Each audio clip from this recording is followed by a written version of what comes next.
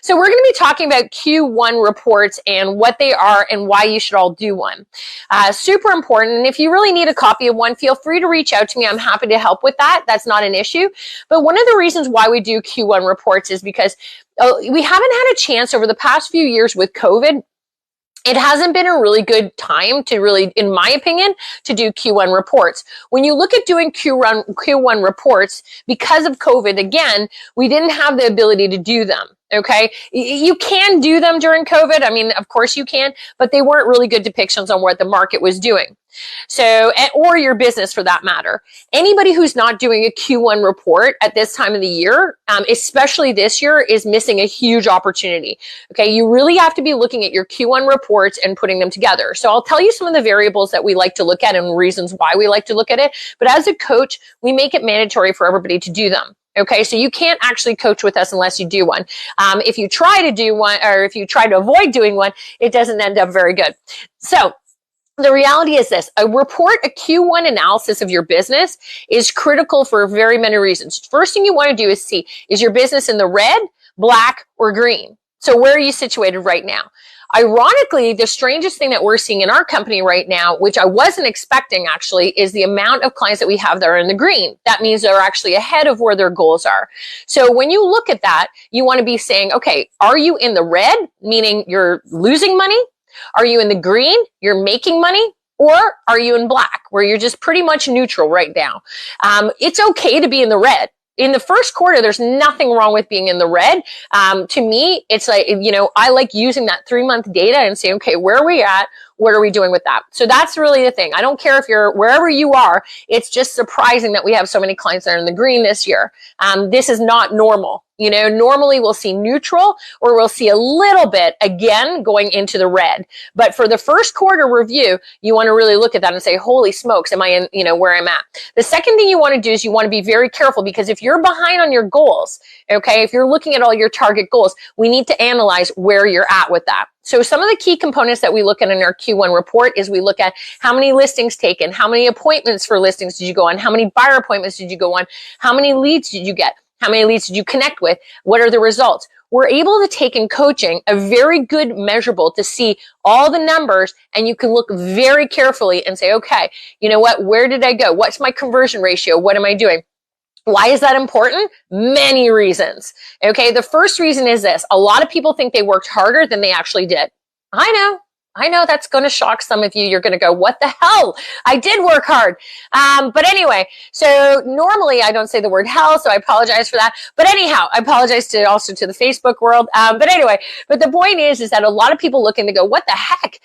How did I only have 7 appointments? I don't understand what happened. It's a great way for you to take a look and see and go, okay, what am I actually doing with my business? I thought I was working really hard, but look at my numbers. The second thing it can point out is what you're not tracking. Okay. Our Q1 reports show so much data that you can actually see, okay, we have clients who aren't tracking their leads properly. Maybe the clients aren't tracking conversions. You can catch the errors right away. Okay, 3 months is nothing. Okay, I don't care who you are. Okay, we have 3 quarters left of the year. I don't care where your results are for the first 3 months. I'm more concerned about the next 3 quarters and what we can do. Second quarter is what we call numbers quarter. So we push. Okay, so we've entered into, as of today, officially, we've entered push period. So that's very important to us. Okay, so when you're looking at it, I think the most important thing really comes down to is that where are your gaps, where are your weaknesses, what numbers are we pooping the bed at, what about our conversion, are we working hard enough, maybe we're working too hard, okay? The next thing we look at as well is that your income in and your income out. Okay, again, that tells me if you're in the red, the green, or the black. But here's the thing. All of our clients who are in the green right now, the number one thing that I'm looking at is where are they reinvesting into their business this quarter? You have to look at your Q1 report and sort of say to yourself, where am I putting in the investment to time, energy, all the above? But if I made $100,000 in the first quarter, where did it come from? And am I taking 7% of that and reinvesting into those activities? Why 7%? That's my number. If you coach with me, you know why 7% is important. Okay, but the reinvestment back into the activities is where we don't see happen a lot. Okay, everybody needs to take their portion. Do not be a greedy person, meaning if you're taking all that money and you're spending it on personal stuff, this is not the year to do it, nor, I mean, COVID was the years to do it, right? I mean, I think we saw that, right? When interest rates are that low. But what you really want to be looking at is taking portions of your revenue and reinvesting it. That's why Q1 reports are really important. If somebody made XYZ, and they put it in, are they reinvesting it? And if you're a team owner and you've got a team underneath you, we can see now who is costing you money, who's making you money. Are we giving enough leads to support the team? Do we have enough listings that are coming in to support the team as rainmakers? You can see a lot of different things get fleshed out in a Q1 report. And again, it doesn't matter where you are 3 months into a year. Anything can be changed for the next 3 quarters, no matter what. But if you don't smack yourself in the face and look at, I mean, obviously I don't want you to walk around smacking yourself in the face, but if you don't have a big eye opener and take a look at the reports and read them effectively, or have an outside person read them for you, you're going to see it's not good. Okay. You're going to be avoiding what you don't want to see. 99% of the time, you're going to see things that you're surprised about. It's what you do with those things that is going to make the biggest difference. So again, we look at every single number, okay? Then what we also do is you have to plan for the second quarter. If you're not planning for the second quarter and all you're doing is you're kind of ignoring what happened the first quarter and you're going by instincts, let me tell you a little something here, okay? Out of all the clients that we have, one of the most interesting things is I would say 85% of the clients we have are shocked at the numbers that they're seeing. Not for the bad. They're actually quite happy. They're looking and they're going, wow, I didn't know we did that, or I didn't know that happened, or look at the gap that we have here. It's a positive experience. It's not something to be dreading. It's very positive. Okay. You can stop anything and move forward on it. It's very, very important that you look at where you're going. So for example, if you're sitting there and you're seeing, this morning I saw somebody who did 42 listing appointments. They did 42 listing appointments and they had a conversion of only 15. So we were able to go through that and see there was a big gap in their business, and we were able to find it like that. But it's very hard to do when you're coaching one-on-one because you're focusing on many other things. So we're able to focus in and say, look at, there's opportunity, there's gap.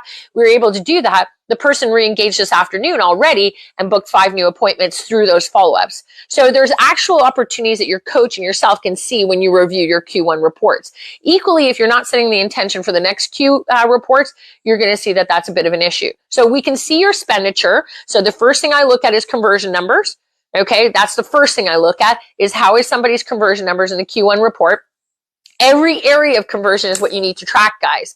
You need to track your appointments that you went on, your lead generation conversion, your input outputs, your reach ratio conversion, your sale conversion. How many other things are you taking and selling? You need to look really carefully at this. And then the second thing is, where did all the business in the first 90 days of what I think is going to be a very stable market in the next few years, where did all the business come from in the 90-day period? Take a look at it. And then ask yourself the next question, are we reinvesting back into it? Okay, so are we taking that percentage that I talked about, that 7% or whatever, are we taking money and reinvesting into our business, or are we hoarding it, putting it under our mattresses and saying, oh, fear, doom, and gloom? You must reinvest in your business. Be careful, okay?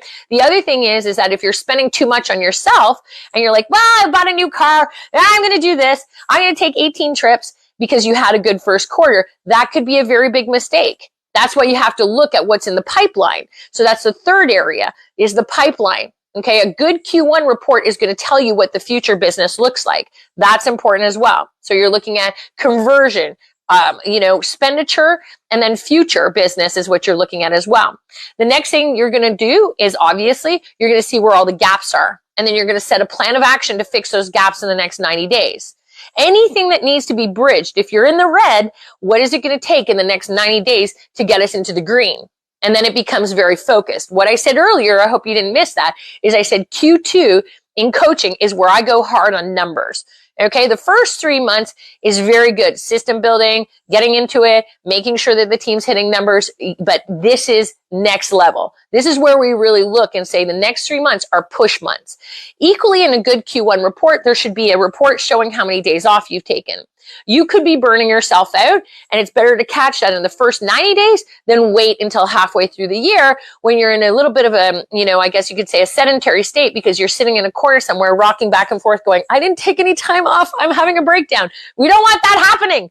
Okay. Everything is about trying to find a good, I guess you could say not balance, because I don't believe in balance. If you know me, there's no such thing. In my opinion, what I look at is I look at good inputs, outputs. If I'm working X amount, I want to make sure that you're taking a day off every week, which means by this time, if you haven't taken any breaks or you haven't consistently taken a day off, your good Q1 report should show you that you haven't done that, because you're going to be counting how much time you took off and how much vacation. So that's the next thing that we look at in a good Q1 report. Are you managing your energy in a way that's going to get us to the next level? Because if you have goals, you need to get to the next level, and we need a lot of energy to do that. So that's critical as well to look at. Then setting very specific areas of improvement in your lead generation. Okay, so when we're trying to fix, a lot of people do 17 different types of lead generation. A good Q1 report is going to show you your biggest returns of what lead generation.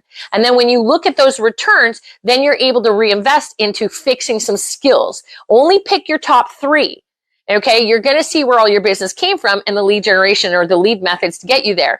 Don't worry about fixing 7 or 8 or 10 of them. I had somebody give me 12 sources of leads that their business came from, and that was great. Sorry, my little buddy's sick today. But what we're going to be looking at is we're going to be looking at saying, how can we take that and focus on your top 3 areas and fix it with skills? So you want to measure and say, where am I in the skills of those lead areas or conversion areas? You identify them in a Q1 report, rank yourself 1 to 10. So if you rank yourself a 4, where do you want to be at the end of 90 days? Get really clear about that. So get yourself to the next level in 90 days. Say, I want to go from a 4 to a 7. Awesome. Then that becomes your focus area. So the point of a really good Q1 report is what you're hearing, guys, is that first of all, no coach in the universe that is, if you are not getting a Q1 report request or review, then you fire the coach and come to us. No, I'm only kidding. But anyway, I'm only kidding, but like not really. Anyway, so the point is that a great coach gives you a Q1 report and gets you there. If you're a VP of sales, you need to get a Q1 report for every single person on your team and send it to your coach and have your coach train you on how to use it, how to do it, how to look at the numbers effectively. Okay, that's important too. Then you need to reset your targets for the next quarter.